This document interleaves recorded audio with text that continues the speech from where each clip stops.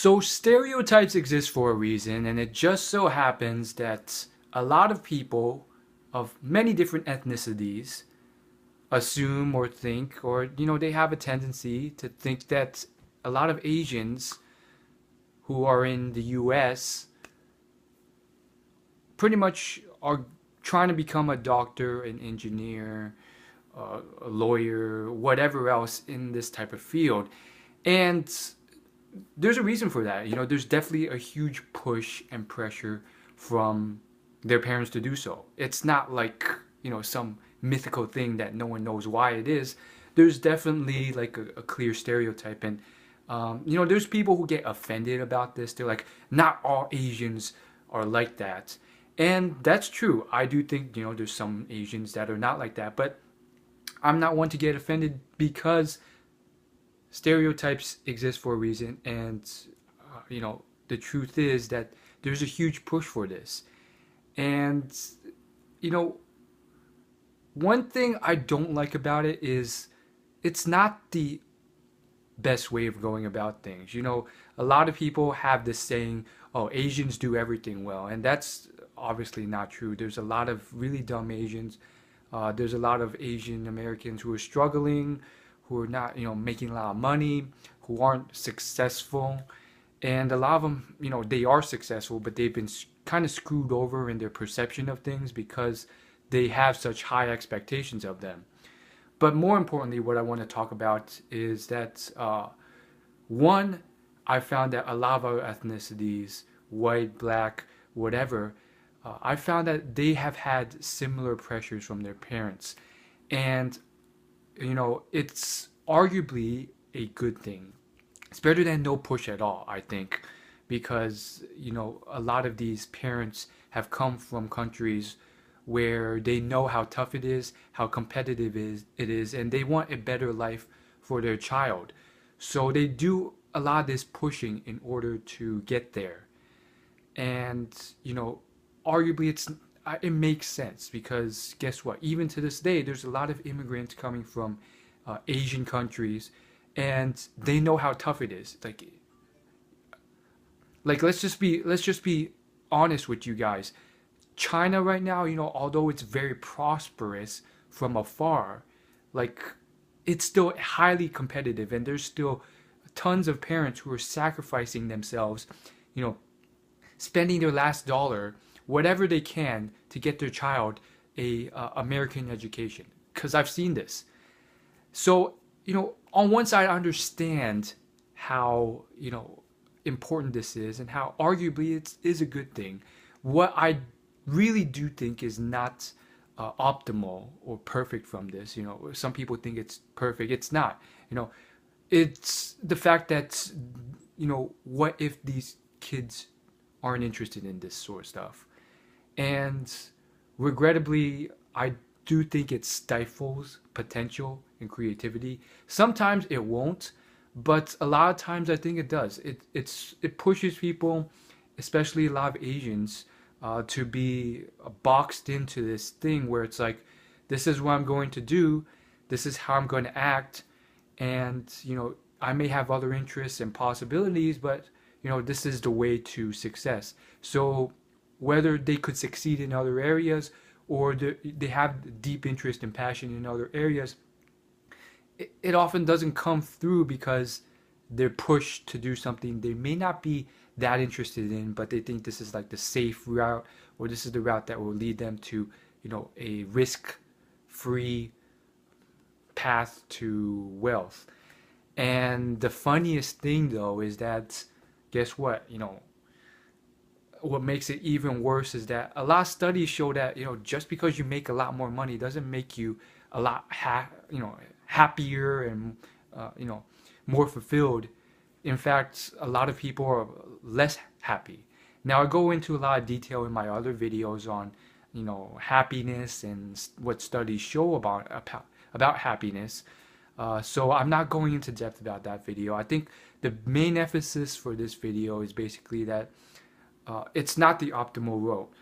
And what I mean by that is I do think that there's a lot of potential out there where an Asian American or someone else, they could be deeply passionate about something like computer science or uh, I don't know whatever else, skateboarding or whatever it is, and it's completely stamped out or stifled, and they're told, and this isn't just limited to Asians. You see this across a lot of ethnicities.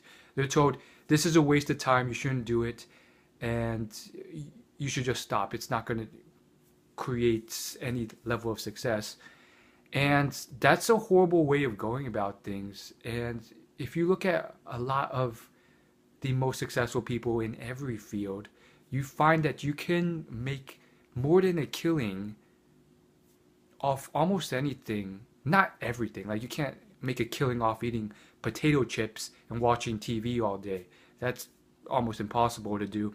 But a lot of like big areas like video games or skateboarding or making films or computer programming, these things can lead to something amazing down the road.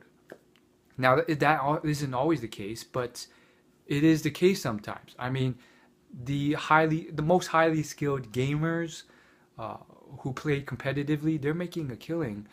The most entertaining gamers on YouTube, they're making a killing. All these things. So again, you have to be really good at it, but um, that child will never know if that's a possibility if you stop them from even trying. I mean, you have to let it bloom. And sometimes it still happens naturally, I think. Sometimes they just like something, and whether or not their parents agree with them or not, they ultimately, will end up doing it. But I find, especially with the Asian culture, I don't know what it is. It's like a ethnic movement. I mean, tens of thousands, if not hundreds of thousands of people just naturally do this every single year, every decade. It happens. And it's like some of them are just like so strict and so horrible that, you know, it's almost like they've been let down or they've disappointed their family or whatever if they don't follow the pathway, and that's like it's stupid. And unfortunately, I don't think this video or I don't think a lot of things are going to do much about that because, well, guess what? Like, these are people coming from a different country. They don't speak English, so they're not going to watch this video. And they think they know what's best. Like, that's that. But coming from me, I'm a guy who has studied, tons and tons of successful people, tons and tons of really wealthy people, people who have went from poverty, lack of connections, all this stuff to the success they've been at. Probably into the thousands of successful individuals from all different types of fields. And I'm telling you, like the most successful, fulfilled, happy ones, a lot of them are deeply passionate about what they do. And stifling that or just saying like, these are the ways that you can succeed, doctor, lawyer, and if you don't get that, no matter what, I'm going to be disappointed at you. Like that's horrible for a child, and I've seen it. Um, uh, and obviously, there's a whole bunch of variation to this, so it's probably not as bad as I think it is. I mean, there's a lot of variation. I've definitely seen,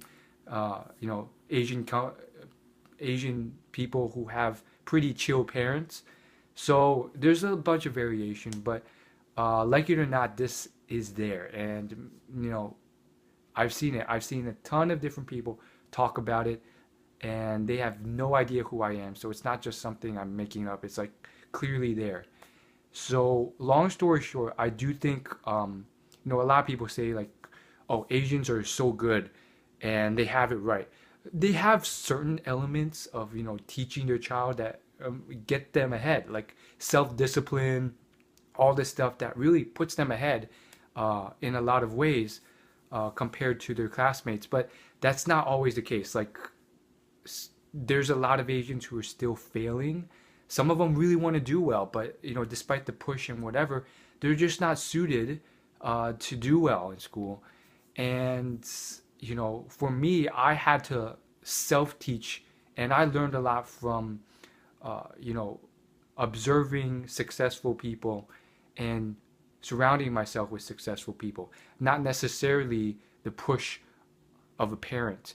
Although, I'm very thankful for that as well in certain ways. So, long story short, I know this video is getting pretty long and I'm kind of rambling, but it's all important stuff. In conclusion, the biggest thing I want to emphasize is that if you're interested in a topic, if you're deeply interested in it, don't just let that die. And don't measure your self-worth based off your parents or whatever. And it takes some unhinging. And some people, they're just so wrapped up in that frame. It's very tough to get away from. They literally think they're going to be disowned, or they can't get away from that disappointment from their parents. I've seen it and it sucks. For me, I think it definitely takes some unraveling, and it's not just your parents. I think this is good for everyone.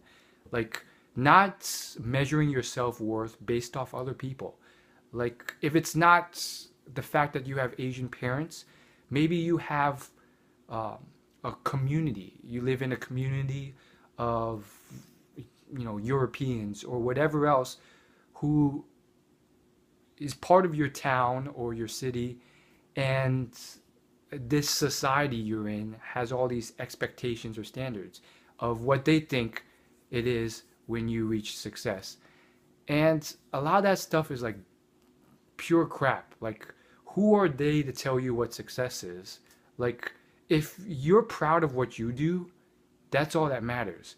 And the funny thing is, there are really rich people who dress moderately and are pretty poor. And guess what? A lot of people who have these standards, they point the finger and they say, look at this guy, he's not rich.